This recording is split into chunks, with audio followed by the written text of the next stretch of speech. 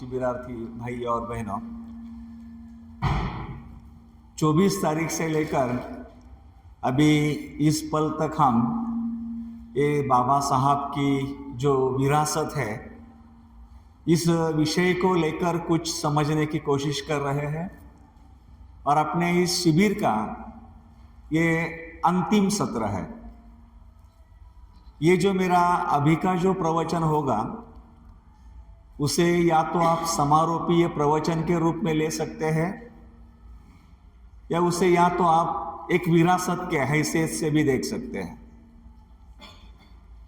जैसे हम देखते हैं बाबा साहब आम्बेडकर जी ये जो 20वीं शताब्दी के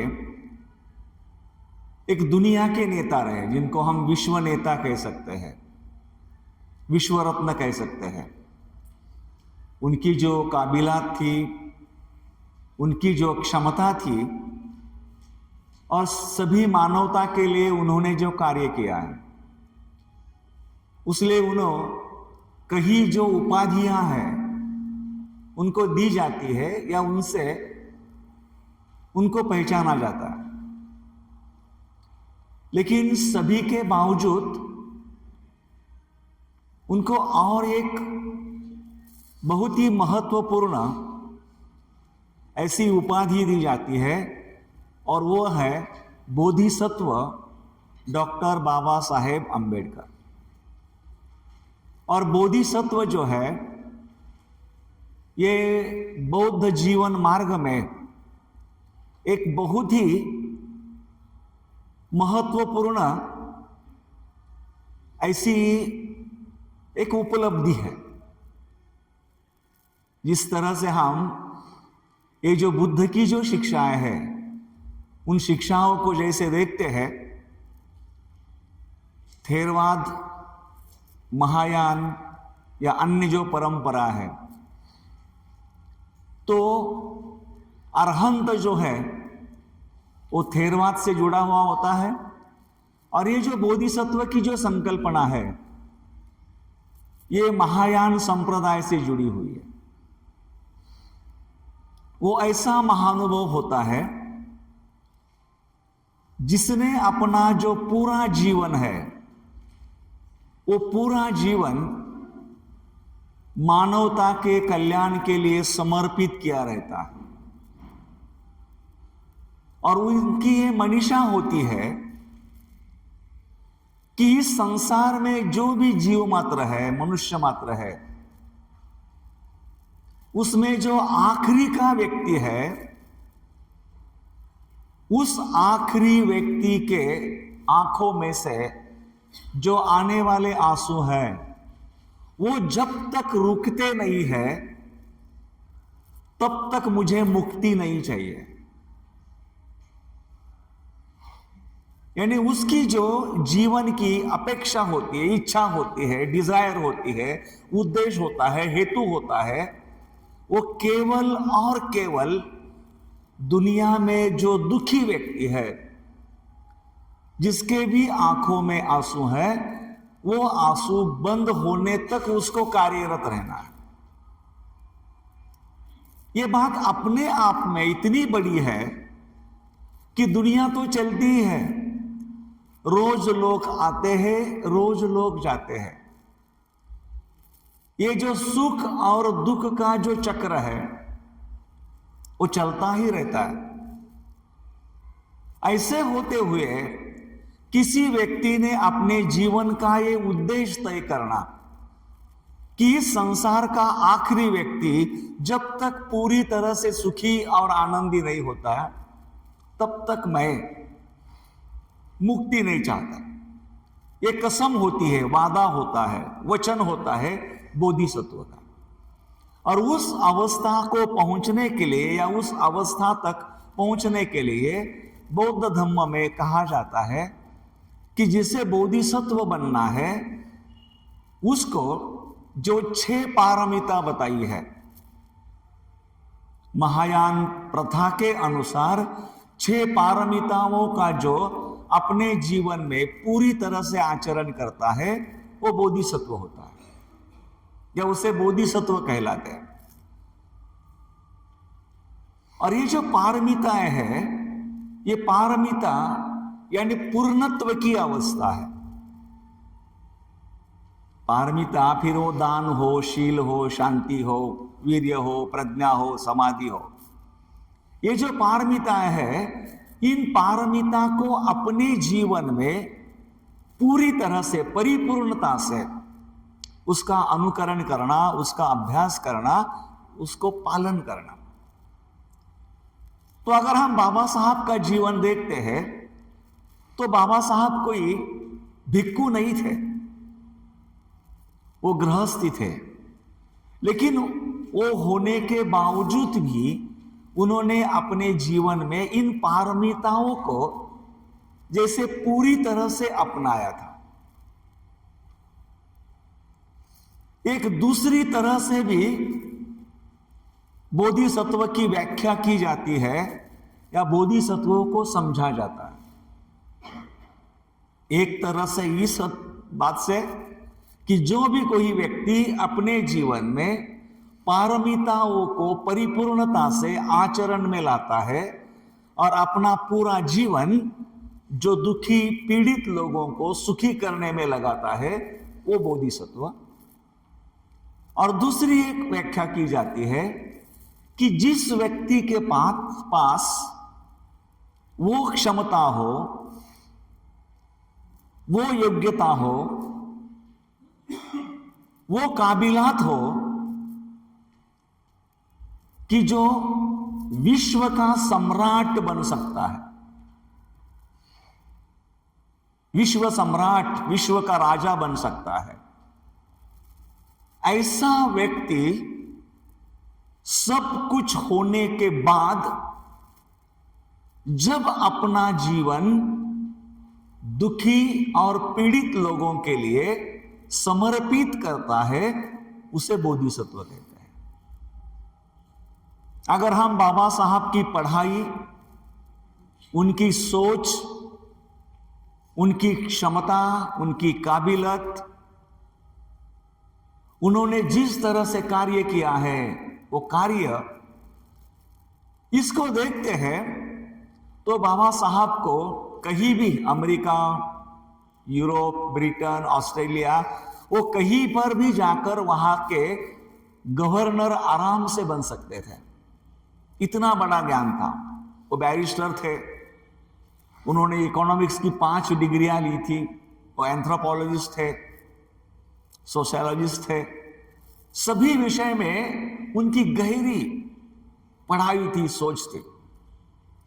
उनको दुनिया में किसी भी चीज को हासिल करना बिल्कुल कठिन नहीं था। उनके लिए वो आसान से आसान बात थी। लेकिन ये सब होने के बावजूद वो जिस अवस्था को पहुंचे थे, उन्होंने जिंदगी में बहुत सारा संघर्ष किया था। उनके लिए उनके पत्नी ने भी बहुत सारा संघर्ष किया था। लेकिन इसके बावजूद भी बाबा साहब खुद के लिए नहीं जिए।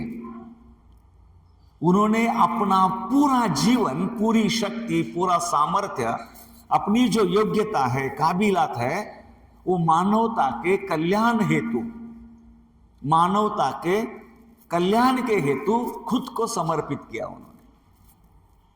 आखिरी पल तक वो केवल मानव हित, मानव कल्याण, मानवों का जो उत्कर्ष है, उसके लिए बाबा साहब कार्यरत रहे। तो ये जो बोधिसत्व की जो संकल्पना है, वो हमें उनके जीवन में एक तरह से दिखाई देती है। और उन्होंने इस संकल्पना को ज्यादा जोर दिया था। अगर आप उन्होंने लिखा हुआ सबसे मशहूर बुद्ध और उनका धम्म, ये जो महान ग्रंथ जब पढ़ते हैं, तो उस ग्रंथ का जो आखिरी पन्ना है, उस आखिरी पन्ने पर बाबा साहब आंबेडकर जी ने जो बोधिसत्व की जो 4 प्रतिज्ञाएं हैं, वो 4 प्रतिज्ञाएं दी है। और ये जो देश है जहां पर महायान का आचरण किया जाता है या महायान का समर्थन किया जाता है, वहां के जो लोग हैं, ये जो बोधिसत्व की जो प्रतिज्ञाएं हैं, उनको अपने जीवन में शीलों के तरह जीते हैं। जैसे हम त्रिशरण पंचशील बोलते हैं बार बार, वैसे वहां के लोग ये जो बोधिसत्व की जो प्रतिज्ञाएं है उसका पठन करते हैं। और वो इसलिए करते हैं कि उसके पठन से उन प्रतिज्ञाओं का अर्थ, उसका सार उन्हें बार बार याद रहे और वो उस दृष्टि से अपना जो जीवन कार्य है उस उद्देश्य से समर्पित करें। और जहां हम देखते हैं बोधिसत्व है जो करुणा का महासागर होता है, बोधिसत्व है जो करुणा से भरा हुआ होता है, अनुकंपा से भरा हुआ होता है। और अपने अंदर भरी हुई ये जो करुणा या अनुकंपा है, उसी के सहारे वो औरों का जो दुख दर्द है, उस दुख दर्द को वो मिटाने की कोशिश करता है, मिटाने का वो प्रयास करते रहता है। लेकिन आपने रात में ही देखा कि ये जो बोधिसत्व की स्थिति है जो करुणा से भरी हुई है, लेकिन करुणा कभी अकेली नहीं होती है। तो करुणा हमारे साथ, अपने साथ हमेशा प्रज्ञा को लेकर चलती है।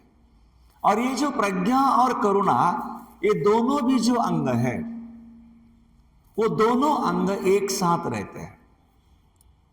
तो बोधिसत्व बाबा साहब आंबेडकर जी का जो जीवन है, उनके जीवन में ये जो दो पहलू थे, उसको हम आज इस प्रवचन में देखने की थोड़ी सी कोशिश करेंगे। वो मैं आपके सामने रखने का प्रयास करने वाला हूं कि बाबा साहब आंबेडकर जी की जो प्रज्ञा थी और उस प्रज्ञा से उनकी जो नए जगत के तरफ देखने की जो दृष्टि थी, उस विजन को, उस दृष्टि को बाबा साहब आंबेडकर जी ने अपने जीवन में जो कार्य उन्होंने किया, जिस संघर्षमय परिस्थिति से किया, जिन कठिनाइयों के साथ लड़ते लड़ते किया, उसमें उतनी उनकी दृष्टि कितनी विशाल और कितनी महत्वपूर्ण है। अगर हम उनके जीवन को देखते हैं तो बाबा साहब को लगभग 65 साल का जीवन मिला, 65 इयर्स। और उसमें से भी पहले 25, 26, 28 साल, 29 साल उनको अपनी खुद की काबिलियत, क्षमता बढ़ाने के लिए गया। खुद की पढ़ाई है, खुद को बरकरार बनाना है संघर्ष के सामने लड़ने के लिए। और फिर हम देखते हैं कि बाबा साहब आंबेडकर जी ने ये जो सामाजिक उद्धार का काम है, धर्म में सुधारना लाने का जो काम है, उस काम को अंजाम देने की एक रचनात्मक शुरुआत, एक रणनीति के साथ शुरुआत 1920 के जनवरी से की। और 1920 से लेकर 1930 तक उन्होंने केवल जो पिछड़ा हुआ समाज था उन्हें संगठित बनाने का, उन्हें जागरूक बनाने का, जिनको कोई पहचान नहीं थी, कोई चेहरा नहीं था, कोई अस्तित्व नहीं था, पूरा शोषित था, पीड़ित था, उन लोगों में एक गरिमा निर्माण करने का महान कार्य बाबा साहब ने किया। और उसी के साथ साथ अपने हिंदू भाइयों के साथ बातें करके, चर्चा करके, अखबारों में लिख के, किताबों में छप के उनके मत परिवर्तन और मन परिवर्तन का कार्य किया कि आप जो छुआछूत मानते हैं, आप जो जाति भेद मानते हैं, ये अमानवीय है, ये गलत है। हम सभी एक हैं, हम सभी समान हैं, हम सभी ने साथ मिलकर रहना है, हम सभी ने साथ मिलकर चलना है। आप लोगों को इन लोगों के साथ मानवता का व्यवहार करना है। फिर हर तरीके से बाबा साहब ने 10 साल तक प्रयास किया। 10 साल, 10 इयर्स। जनवरी 1920 में उन्होंने अपना काम शुरू किया तो लगभग मार्च 1930 आखिरी जो सामाजिक परिवर्तन का उनका संघर्ष रहा, वो जो कालाराम मंदिर में बाबा साहब ने प्रवेश करने के लिए जो आंदोलन किया और जिस तरह से उस आंदोलन का मोड़ बदला, उसके पश्चात बाबा साहब ने अपना रास्ता बदलने की सोचने लगे हो कि 10 सालों तक मैं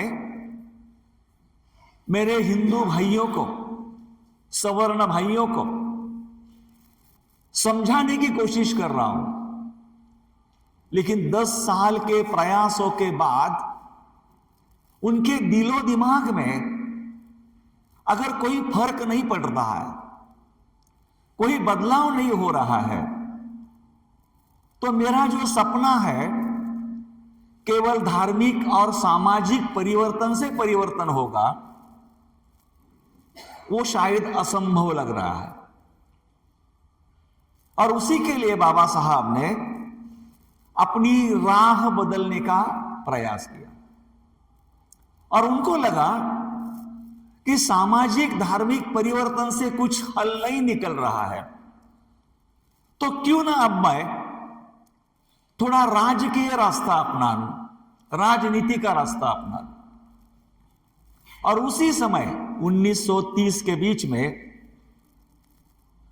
भारत में सत्ता हस्तांतरण की बातें चल रही थी, ट्रांसफॉर्मेशन ऑफ पावर।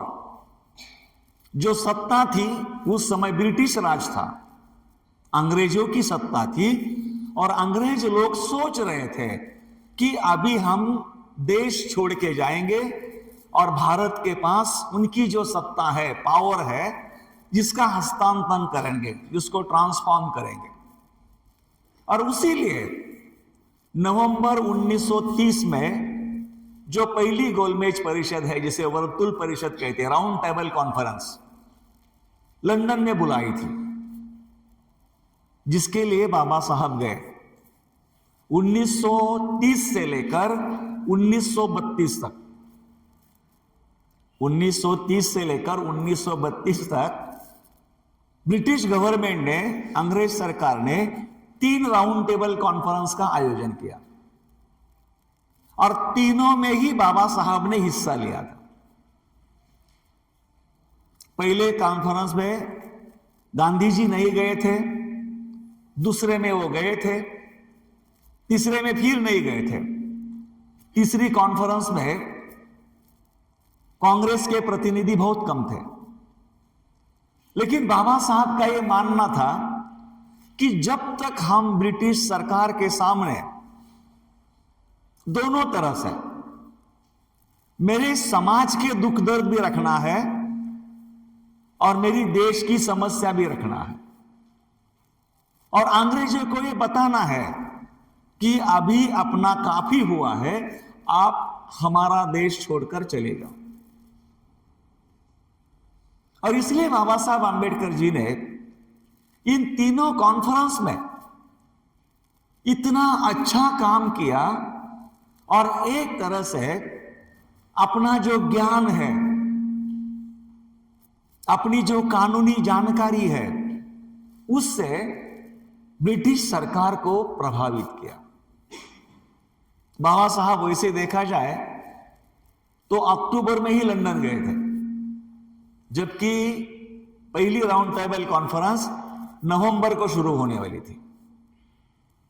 इसलिए कुछ लोगों ने बाबा साहब की आलोचना भी की कि बाबा साहब इतने जल्दी क्यों गए, क्या लंदन घूमने के लिए गए क्या?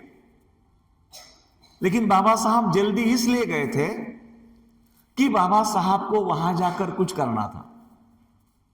वो लंदन में जल्दी इसलिए गए कि उन्होंने एक बड़ा मेमोरेंडम बनाया था, और जो मेमोरेंडम उनको इस राउंड टेबल कॉन्फ्रेंस के सभी सदस्य को बांटना था।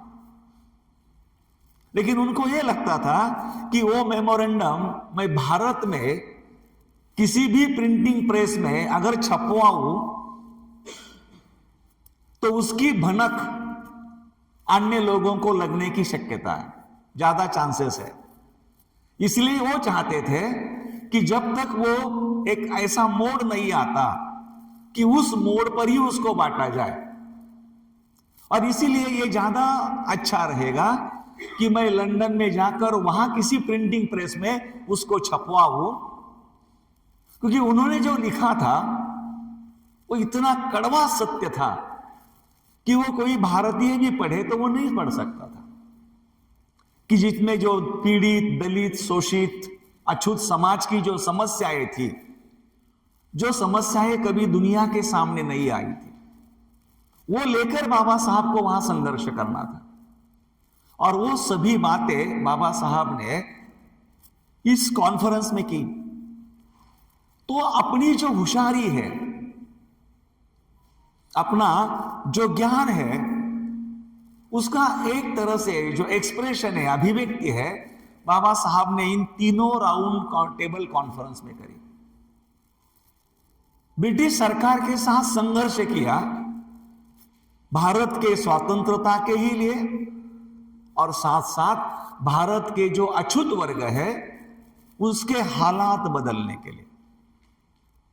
और उसका नतीजा ये हुआ, आप सब लोग जानते हैं कि यहां पर बाबा साहब की जीत हुई। जिस तरह से वहां जो एक रेजोल्यूशन पास हो गया और दलितों के लिए आरक्षण मिला, जिस आरक्षण को लेकर गांधी जी और बाबा साहब इनमें संघर्ष हुआ।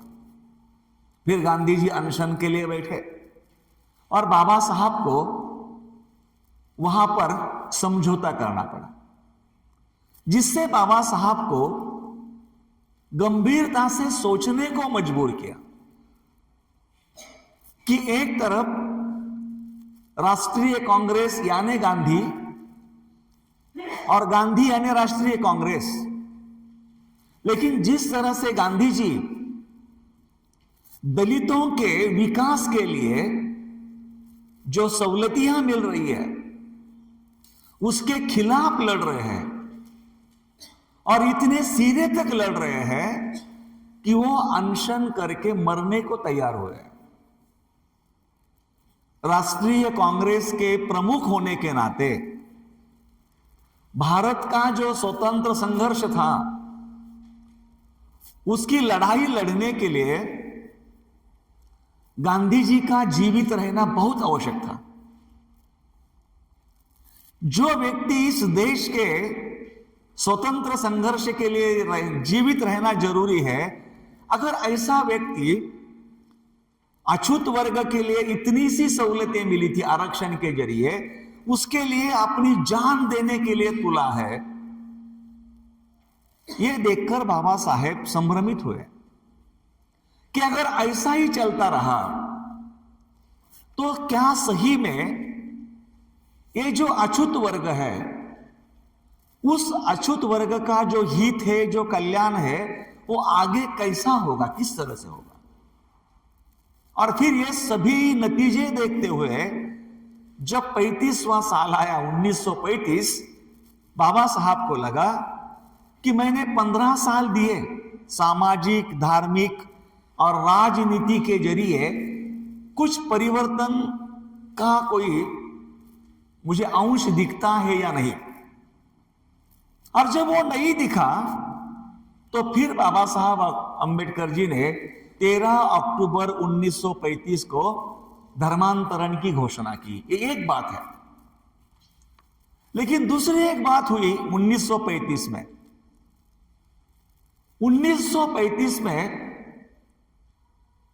बाबा साहब अंबेडकर जी ने लंदन में, लंदन स्कूल ऑफ इकोनॉमिक्स में अर्थशास्त्र की पढ़ाई की थी।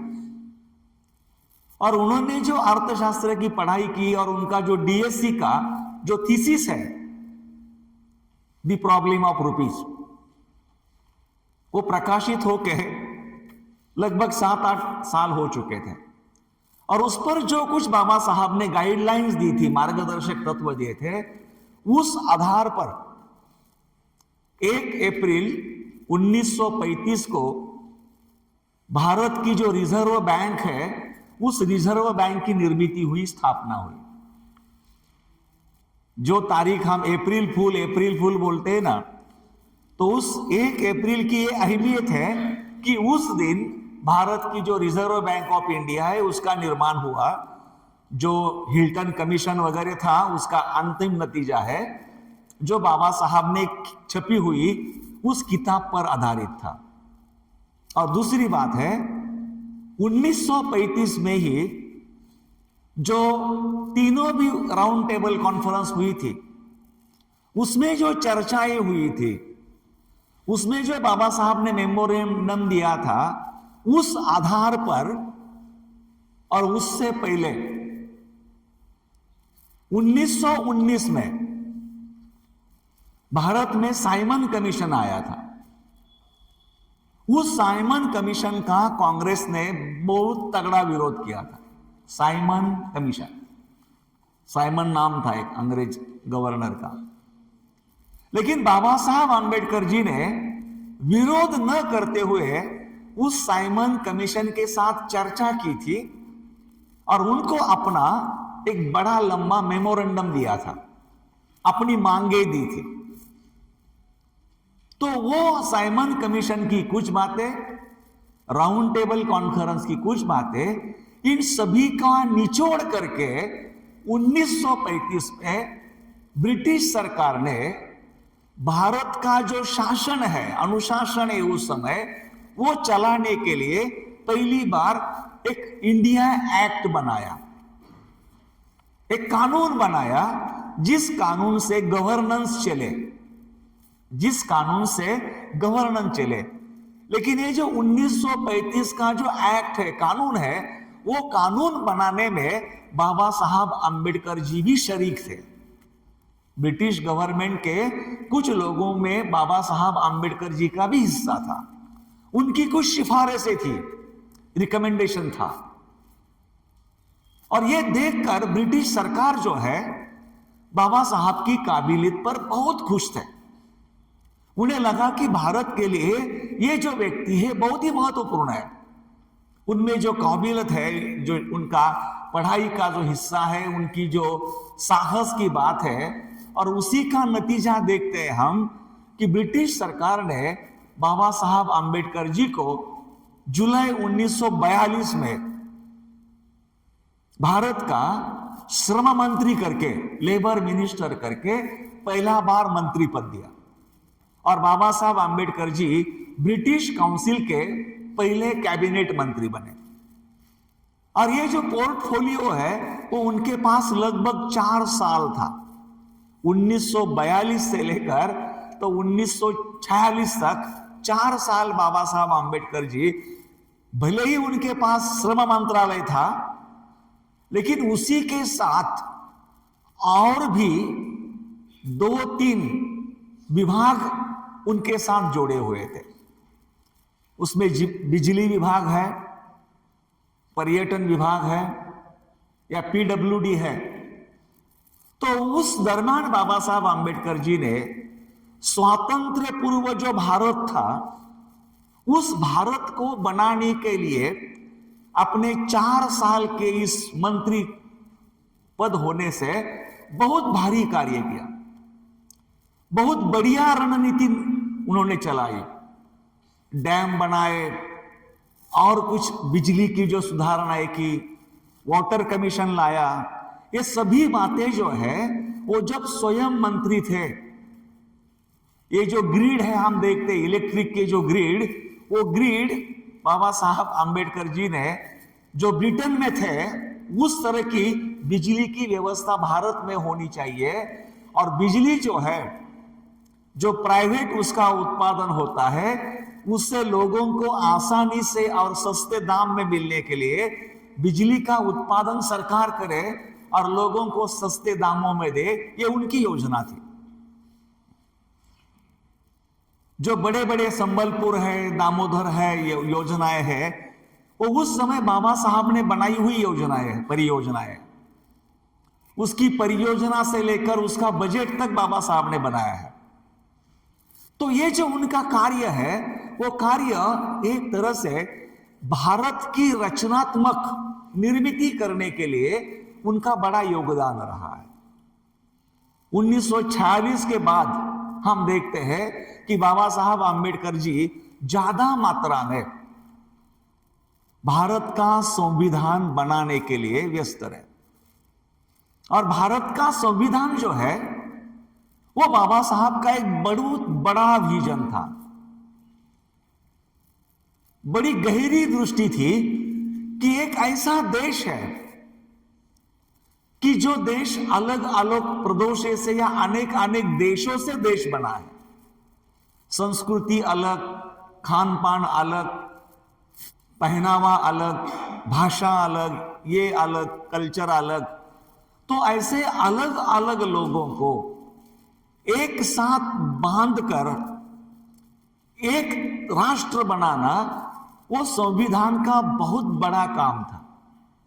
और ये राष्ट्र बनाकर वो राष्ट्र हमेशा के लिए राष्ट्र के रूप में रहे, ना तो अंदरूनी झगड़ा करे। उस दृष्टि से बाबा साहब को एक सुचारू रूप से व्यापक ऐसा संविधान बनाना था। लेकिन संविधान बनाने से पहले ही देश में इस तरह से रणनीति चल रही थी कि कुछ भी हो, लेकिन बाबा साहब आम्बेडकर इस संविधान सभा का हिस्सा ना बने।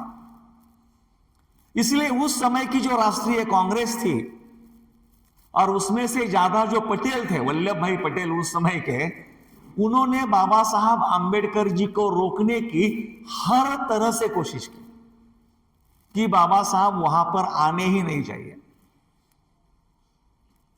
लेकिन अपने कार्य में, अपने राह पर हार मानेंगे तो फिर वो बाबा साहब कौन है या बाबा साहब क्या है? बाबा साहब ने हार नहीं मानी। वो हर तरह से, महाराष्ट्र से उनको सफलता नहीं मिली तो बाबा साहब आखिरी में पश्चिम बंगाल से चुन के आए। पश्चिम बंगाल से चुनने के बाद भी उस समय के सरकार ने ऐसी परियोजना तैयार की कि बाबा साहब यहां से भी कैसे हटे। तो फिर देश का बंटवारा हुआ और बंटवारा में भी कांग्रेस के प्रतिनिधि ने, जो जस्टिस आया था हाईकोर्ट का लंदन से, जो बंटवारा बनाने के लिए समिति का अध्यक्ष था, उसको ऐसे जिले बताए कि जिसके कारण बाबा साहब और जोगेंद्रनाथ मंडल जहां से चुनकर आए थे, वो दोनों भी जो कॉन्स्टिट्यूंसी है वो पाकिस्तान के साथ जुड़ गए। और उसी के साथ साथ बाबा साहब का भारत के संविधान सभा से जो अस्तित्व था वही मिटा दिया गया। बाबा साहब ने इस्तीफा दिया, जोगेंद्रनाथ मंडल वही रहे और वो पाकिस्तान के पहले कानून मंत्री भी बने। लेकिन बाबा साहब फिर भी चुप नहीं बैठे। बाबा साहब ने अपना प्रयास जारी रखा और फिर ब्रिटिश सरकार की दबाव से कांग्रेस को बंबई में एक जगह खाली करके बाबा साहब को वहां चुनकर लाना पड़ा। और फिर 29 अगस्त 1947 को बाबा साहब आम्बेडकर जी को फिर से संविधान सभा में सदस्य के रूप में भी लिया और राजेंद्र प्रसाद जी ने उनको ड्राफ्टिंग कमेटी का अध्यक्ष बनाया। और फिर हम देखते हैं कि बड़े लंबे समय में हमारा देश का जो संविधान है वो संविधान बना। जितना समय बताते हैं उतना एक्चुअली नहीं लगा है, लेकिन हम कुल मिल के समय पकड़ते हैं कि जिस दिन संविधान सभा का स्थापना हुई और जिस दिन वो पारित हुआ। फिर भी हम देखते हैं कि इसमें बहुत बार आलोचना होती है कि बाबा साहब ने जो संविधान है वो कट पेस्ट करके बनाया, ये किया वो किया। अभी जब लोग ये बताते हैं कि 1935 का इंडिया एक्ट था, उसको बाबा उसकी कॉपी की है, तो वो तो बाबा साहब उसके निर्मित में भी थे। लेकिन हम जब पूरा संविधान देखते हैं तो एक तरह से इस देश की जो सामाजिक विषमता की परिस्थिति थी, उस विषमता के परिस्थिति को मद्देनजर रखते हुए यहां के व्यक्ति का जो मूलभूत अधिकार है, उसका शिक्षा का अधिकार है, इन सभी को सुरक्षित रखने की जिम्मेदारी उस ड्राफ्टिंग कमेटी पे थी कि एक देश की जो मानसिकता है, उस मानसिकता को मद्देनजर रखते हुए इस संविधान को बनाना है। और हम देखते हैं कि बाबा साहब ने अपनी जो जिम्मेदारी है वो बहुत ही बेखूबी से यहां पूरी की है। अभी वो संविधान सभा में ही बोले थे कि संविधान कितना भी बुरा हो, अगर वो चलाने वाले अच्छे मानसिकता से चलाते हैं तो वो सही कार्य करेगा। अगर संविधान कितना भी अच्छा हो लेकिन चलाने वाले अगर दूषित मानसिकता के हो तो संविधान कितना भी अच्छा हो उसका कोई फायदा नहीं है। और वही बात हम अनुभव कर रहे हैं, वही बात हम देख रहे हैं। लेकिन यहां पर हमें बाबा साहब की जो दृष्टि है वो दिखाई देती है। संविधान सभा के साथ साथ बाबा साहब के दिल में और एक बात थी, और ये बात थी कि भारत की जो समाज व्यवस्था थी वो धर्म व्यवस्था से प्रभावित थी, और उसी के कारण ज्यादातर पुरुष प्रधान संस्कृति थी, जहां महिलाएं बहुत ही कमजोर थी। महिलाओं को एक तरह से नहीं के बराबर, जिस शब्द का इस्तेमाल करना मेरे जुबान को अच्छा नहीं लगता, लेकिन कुछ जगह देहातों में तो महिलाओं की जो तुलना है वो जूते के समान की जाती थी। इतनी बदतर अवस्था थी। और इसीलिए इस महिलाओं का स्थान बढ़ाने के लिए महिलाओं का सामाजिक स्तर, महिलाओं का आर्थिक स्तर और महिलाओं का राजकीय स्तर, ये बढ़ाने के लिए और उनको सक्षम बनाने के लिए, उनकी इंपावरमेंट के लिए 11 अप्रैल 1947 को ही बाबा साहब आंबेडकर जी ने हिंदू कोड बिल पेश किया था। वो हिंदू कोड बिल इतना कठिन था कि जो भी कांग्रेस के सांसद हैं उनको ऐसा लगा कि बाबा साहब आंबेडकर जी हमारे धर्म को ही चुनौती दे रहे हैं। वो संसद महिलाएं थी और जिनके लिए बाबा साहब लड़ रहे थे वो महिलाएं तक बाबा साहब के खिलाफ थी। जो चाहते थे बाबा साहब कि महिलाओं को जो अधिकार है व्यक्तिगत कानूनन जैसी विरासत हो, विवाह हो, गोद लेना हो, उनको संहिताबद्ध करना था और आधुनिक बनाना, ताकि महिलाओं को अपने जो अधिकार मिले वो सक्षम बने। एक ऐसा बिल था कि जो 4 साल तक चर्चा में रहा, लेकिन सरकार ने उसको पारित नहीं होने दिया। उसका श्रेय बाबा साहब को कहीं जाने नहीं दिया, कभी मिलने नहीं दिया। लेकिन नेहरू जी ने, जब बाबा साहब ने ये नहीं हुआ तो फिर 1951 को उन्होंने अपने मंत्री पद का इस्तीफा दिया। वो पहले कानून मंत्री थे। बाबा साहब के इस्तीफे के बाद वही हिंदू कोड बिल जो है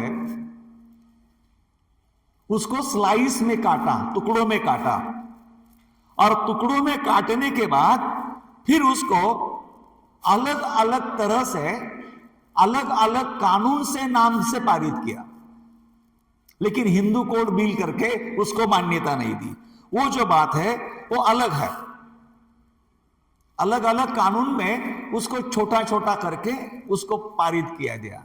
लेकिन अंत में आज हम देखते हैं कुछ करना हो, महिलाओं को सभी जगह आरक्षण मिल रहा है, महिलाएं सांसद है, पार्षद है, सभी जगह नेतृत्व कर रही है, आ रही है आगे।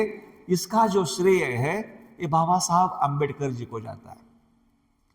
तो ये जो बाबा साहब का जो संघर्ष है, उस संघर्ष को हम जब देखते हैं तो उसके पीछे एक बहुत बड़ा विजन था।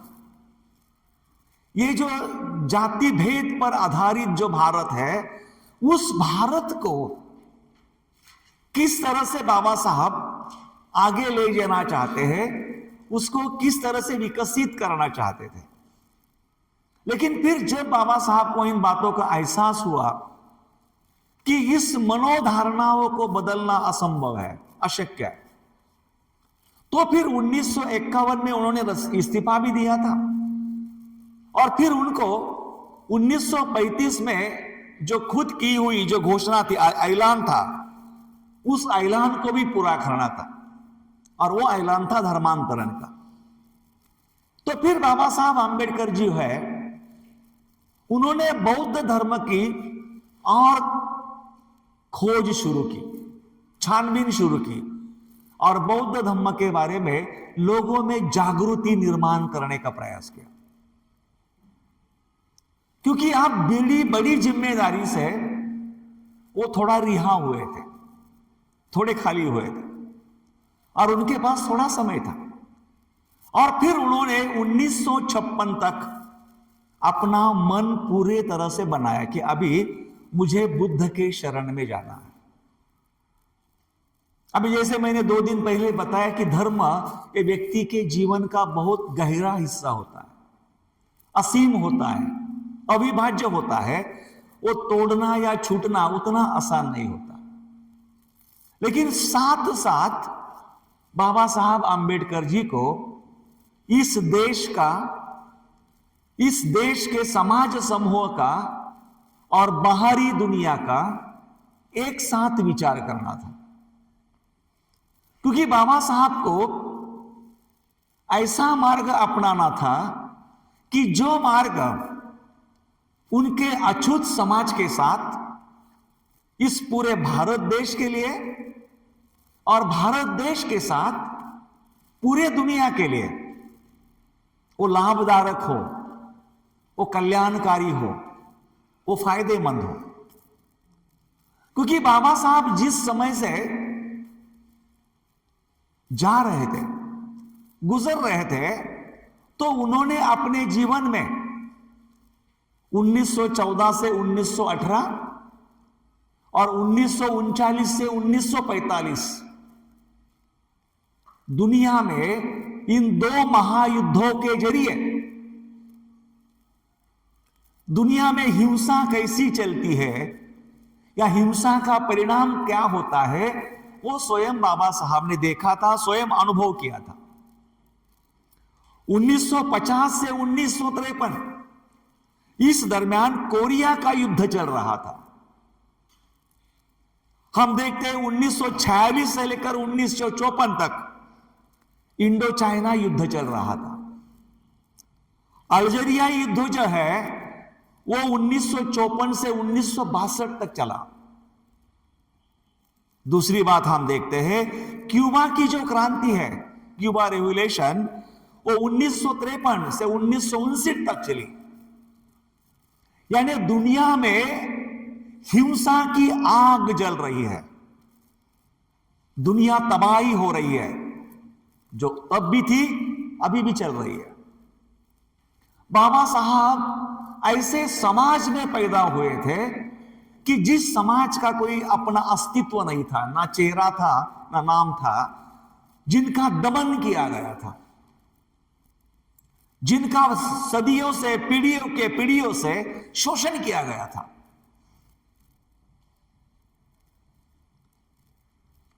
अंदर हिंसा की आग जलती होगी। अगर बाबा साहब कहीं ऐसा धर्म अपनाते जो धर्म हिंसा को बढ़ावा देता है, तो शायद भारत में खून की नदियां बह सकती थी। बाबा साहब अगर कोई ऐसा धर्म अपनाते कि जो धर्म हिंसा को बढ़ावा दे, तो हम देखते ही इस देश में खून की नदियां बहती थी। लेकिन बड़े सोच-बूझ के साथ इंसान के प्रति करुणा अनुकंपा रखते हुए बाबा साहब आंबेडकर जी ने ऐसे धर्म का चयन किया कि जो धर्म केवल उनके साथियों के अनुयायियों के लिए नहीं, भारत के लिए नहीं, लेकिन पूरी दुनिया को यह मिसाल दिखाए कि आज भी दुनिया बड़ी हिंसा के आग में जल रही है, लेकिन फिर भी बाबा साहब आंबेडकर जी ने बुद्ध धर्म को अपनाकर खून का एक कतरा भी न गिराते हुए क्रांति करके दिखलाई। ये क्रांति केवल भारत के लिए नहीं, पूरे दुनिया के लिए मिसाल थी, पूरे दुनिया के लिए एक आदर्श उदाहरण था। अगर जिस तरह बाबा साहब के बाद जो लोग बौद्ध बने, उन्होंने अगर बौद्ध धर्म को सही ढंग से लिया होता, तो आज 70 साल के बाद भारत शायद आधा क्यों ना हो, वो बौद्ध सिद्धांतों से, विचारों से प्रभावित रहता था। अगर आधा भारत, जिसकी आबादी हम देखते हैं, जिसकी आबादी करोड़ों में है, अगर इस तरह से आधा भारत अगर बौद्धमय हुआ होता, तो भारत के इर्द गिर्द के कई देश भारत का वो उदाहरण लेते थे, अहिंसा का मार्ग अपनाने का, अहिंसा का मार्ग चुनने का। तो अपने हृदय में मानवता के प्रति जो अनुकंपा थी, उस अनुकंपा के कारण ही बाबा साहब ने, अपने हृदय में मानवता के प्रति जो करुणा थी, वो करुणा के कारण ही बाबा साहब आंबेडकर जी ने इस मिट्टी में पैदा हुआ, इस मिट्टी में सुवर्णमय युग जिस धर्म ने बनाया, उसी धर्म को पुनर्जीवित किया, उसी को बाबा साहब ने अपनाया और पूरे भारतवर्ष को यह दिखलाया कि मैं ही सही भारतीय हूं, मैं ही एक भारत का राष्ट्रभक्त हूं। मैंने मेरे देश के साथ कोई बेईमानी नहीं की, मैंने मेरे देश के साथ कोई गद्दारी नहीं की है। जो धर्म इस देश का है, जो धर्म इस मिट्टी का है, उसको ही मैं अपना रहा हूं। और मैं क्यों अपना रहा हूं? क्योंकि जिसमें मैं था उसको बदलने के लिए, उसको सुधारने के लिए मैंने जिंदगी के 30 साल दिए, लेकिन 30 साल में जो बदल नहीं सका और उसके साथ रहने में मुझे ज्यादा भविष्य नहीं दिखता है, इसलिए मैंने मेरा रास्ता अपनाया है ताकि आप मेरे साथ बदलो। और ये जो बाबा साहब का धर्मांतरण है, वो भारत के लिए, मानवता के लिए, दुनिया के लिए एक मिसाल है। और उसी के कारण बाबा साहब धर्मांतर के समय वो कहते थे कि आपकी जिम्मेदारी बड़ी है, आपकी जिम्मेदारी बड़ी है। आज के तारीख में भारत में बौद्ध धर्म शून्य है, नहीं के बराबर है। अगर आप लोग अच्छी तरह से पालन करने का दृढ़ निश्चय करते हैं, तो केवल आप ही नहीं, आपके साथ देश और देश के साथ दुनिया बदलने की ताकत इस धर्म में है। क्योंकि बौद्ध धर्म ही विश्व का उद्धार कर सकता है।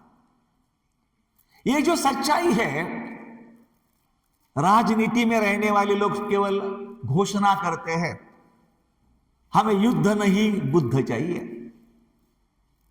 हमारे प्रधानमंत्री जो भी कोई भारत बाहर के लोग आते हैं, उनको गिफ्ट कभी हनुमान की तस्वीर नहीं देते, कभी राम की तस्वीर नहीं देते हैं। हर बाहर के आए हुए व्यक्ति को गिफ्ट में बुद्ध की मूर्ति दी जाती है, जो शांति का प्रतीक है। और दुनिया जो है वो भारत को एक बौद्ध राष्ट्र समझती है, क्योंकि यहां बुद्ध पैदा हुए, यहां बुद्ध बड़े हुए, यहां बुद्ध ने दुख मुक्ति का रास्ता दिखलाया। और भाइयों बहनों, बाबा साहब को ये जो बोधिसत्व की कल्पना बहुत प्रिय थी कि जो स्वयं को बदलता है और जो दुनिया को बदलने के लिए मदद करता है। और ये जो परिवर्तन है वो तब तक संभव नहीं है, आप अकेले बदल नहीं सकते। खुद को बदलना है तो दुनिया के साथ काम करो, दुनिया बदलती है तो आप बदल जाते हैं। और इसीलिए बाबा साहब कहते हैं कि हमें एक नहीं बोधिसत्व चाहिए। भारत का हर पुत्र और हर पुत्री बोधिसत्व बननी चाहिए। जितने ज्यादा बोधिसत्व उतने ज्यादा हाथ, उतने ज्यादा सर। जितने ज्यादा बोधिसत्व बनेंगे उतने मिलकर इतना बड़ा काम करेंगे कि पूरे भारत का दुख दर्द हम आसानी से मिटा पाएंगे। और अगर भारत दुख मुक्त हो गया तो निश्चित ही वो महासत्ता बने या ना बने, लेकिन जिस दिन हम भारत को एक तरह से दुख मुक्त भारत बनाएंगे, हमारे नजदीक ही भूटान है, ये देश का नाम आपने सुना होगा। उस भूटान का जो जीडीपी है ना, वो कहते हैं कि वहां के लोग कितने खुश हैं, सुखी है और हंसते हैं उस पर है। वो संकल्पना हमारे यहां आनी चाहिए, लानी चाहिए। हमने शीलों का आचरण करके, हमने समाधि का आचरण करके, और हमें प्रज्ञा का विकास करके। तो भाइयों और बहनों, बाबा साहब अंबेडकर जी इस सदी के एक महान बोधिसत्व है। हम उनके पुत्र पुत्री, पोता पोती जो भी है सो है। हमारे जीवन का उद्देश्य भी एक लिटिल बोधिसत्व बनना है। हम जहां रहेंगे वहां रहते हुए हमारे इर्द गिर्द का जो दुख है उस दुख को मिटाने की कोशिश करें, तो निश्चित ही मुझे लगता है हम भारत के विकास के लिए हमारा सहयोग दे देंगे। और इसीलिए हमें बाबा साहब को समझना है, उनके जीवन कार्य को समझना है, उनके विरासत को समझना है। और अगर हम उनको मानते हैं कि वो हमारे नेता है और हम उनके अनुयायी हैं, तो उनकी जो विरासत है, सोने चांदी में, रुपए पैसे में, या कहीं जमीन में है या घरों में नहीं, तो उनकी विरासत सिद्धांतों में है, उनकी विरासत मूल्यों में है, उनकी विरासत आदर्शों में है। तो उन मूल्यों को, उन आदर्श को हमें हमारे जीवन का हिस्सा बनाना है। मैंने कोशिश की है पिछले 3-4 दिन से ये विरासत आपको समझाने की, और मुझे उम्मीद है कि कुछ हद तक क्यों ना हो आपको ये जो विषय है उसकी गहराई है आपके समझ में आई होगी। तो मैं अभी सभी को इस शिविर का हिस्सा बनने के लिए मैं आपको बहुत बहुत धन्यवाद देता हूं, आपके प्रति मैं आभार व्यक्त करता हूं।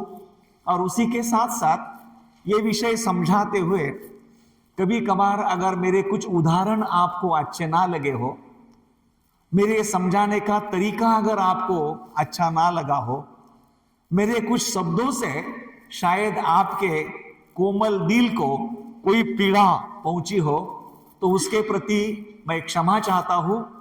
और आशा करता हूं कि ये शिविर का केंद्र छोड़ने से पहले जो बातें अच्छी नहीं लगी वो अब छोड़ देंगे, जो अच्छी लगी है वो साथ में लेके जाएंगे।